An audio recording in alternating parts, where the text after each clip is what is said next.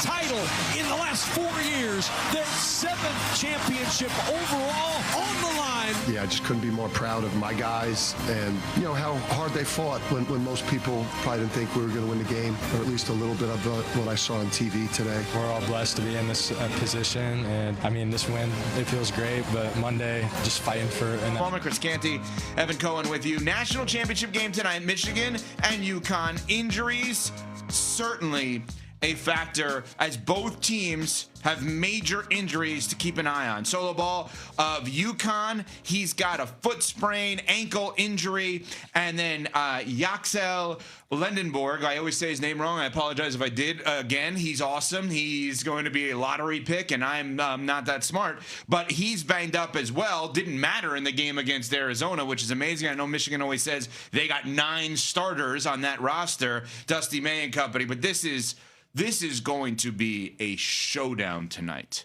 I think. Even though I've heard Myron Metcalf, who's going to join us later, ESPN Radio and ESPN college basketball reporter, say the buzz in Indy, and Smalls was there, is how much is Michigan going to win by? Yeah. That's just assumed?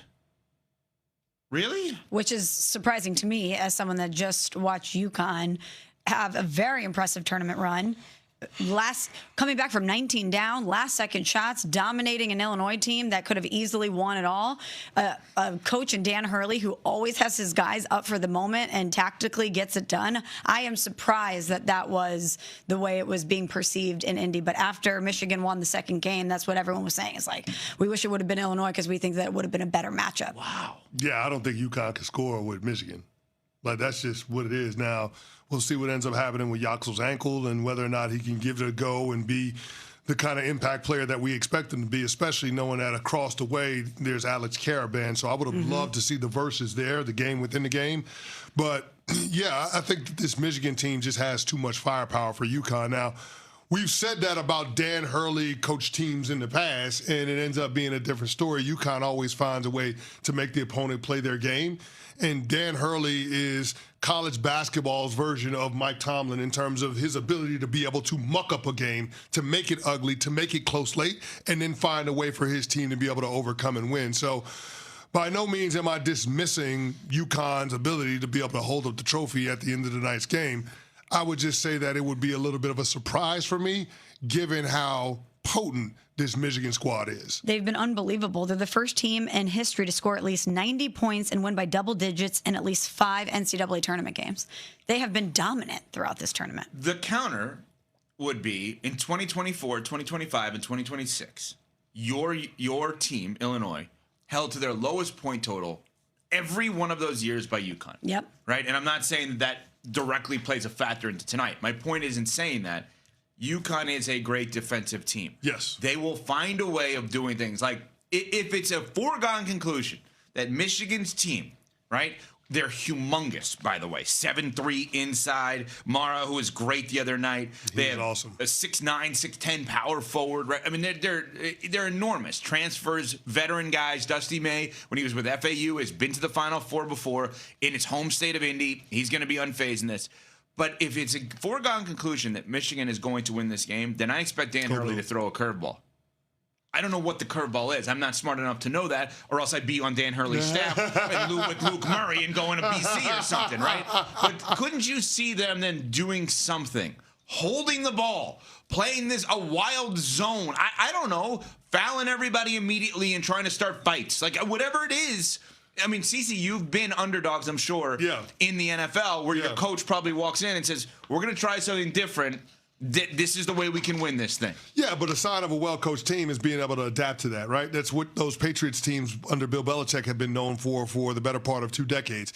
It's game plan specific, and it's based on whatever the opponent's deficiencies are. So whatever weaknesses that Michigan has, best believe that UConn is going to attack them. And what I would say is going after the guards, going after Elliot Cadeau, trying to get him in foul trouble, similar to what Arizona did early on. I think that would be the strategy that I would try to execute if I'm Dan Hurley. Isolate those guys defensively, make them work on that end, because if you can cut the head off of the snake, if you can force somebody else to facilitate, somebody else to create the offense, somebody else to orchestrate what it looks like in half-court sets, then all of a sudden you give yourself a chance for their offense to be a bit disjointed. So I think that's a part of the defensive strategy, to be able to make the guards for Michigan work on the defensive end and try to get those guys in early foul trouble. I listen, that would be the approach. I don't know that that's what Dan Hurley will do. Hell, I don't even know if it will work, if it'll be good enough, because Michigan is just that talented and they're that deep. But I will say this, Dan Hurley will have a curveball. Yeah. And he will force them to do something that they don't want to do. Mm-hmm. And so it's not a question of the adaptability in terms of the game plan that UConn will execute to try to throw Michigan off their square. The question is, will Michigan be able to counterpunch? Will Dusty May have something in his back pocket that can help his team overcome whatever Dan Hurley does from an X's and O's standpoint? So that's why I think this matchup is really interesting. It's really a contrast of styles, but then it's also a contrast of personalities when it comes to the head coach. So I'm excited to see what ends up happening. I just can't ever go against UConn. Like, it feels to me like Dan Hurley's one of these, I'm just going to give him the benefit of the doubt in big games now. Well, he's going for his third title in 4 years. Yeah, exactly. He's never lost in the round of 16 or later. What? You're giving him the benefit of the doubt as if it's something like, oh, this is a stretch to think that Dan Hurley's going to win. By double digits, this is his third Final Four in 4 seasons, sir. So when it's the better team across the way, which everyone is saying Michigan is a better team, Michigan is a more talented team. A more talented team. We got to be careful with throwing around the better team, because the best talent doesn't always make the best teams, but the best teams always win.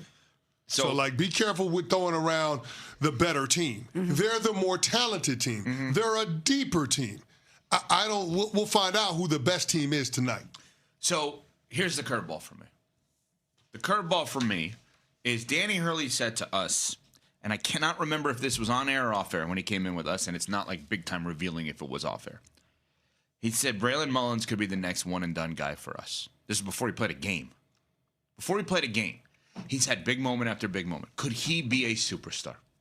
Could he have his superstar? He already had the moment. Right. He's had moments. He already had the superstar moment. A big shot against Illinois, too. Yeah, but can he have that Donald Williams 93 for North Carolina where how many threes? I think he had like 5 or 6 threes in that game. Comes out and scored 30 points. Yeah. Didn't Dante DiVincenzo for Villanova with all the great players, and all of a sudden he just has 30? I mean, could Mullins be the guy that all of a sudden drops 30? Could that potentially happen? If he ends up being that guy, then all of a sudden we're going to vault Dan Hurley up there with Adolph Rupp and John Wooden, because he would have done what only those two men have done in the sport, which is win 3 national championships in a 4-year span. Think about it. Dan Hurley takes a leap. And I know it sounds crazy to say this. Darren Hurley takes a leap. He takes a leap past some of the all-time great coaches in the history of college basketball. I mean, he just goes to a different stratosphere. And I really respect him for knowing what works for him. He could have taken the Lakers job. He could have had one of the most coveted jobs in all of sports and gotten a bag to do it. And he was like, no, I'm building something special here. My family loves it here.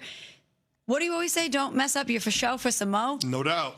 Dan Hurley, it's there somewhere. It's in there. It's in there. Yeah, it's in there. But Dan Hurley, shout out to him for staying where he was happy and staying where he was already elite, because now he has a chance to win his 3rd title in 4 seasons and etch his name amongst the greatest to ever coach in college basketball. You mentioned that Lakers job. It may be the job to go to Europe with to do a little magic coming up. We will get into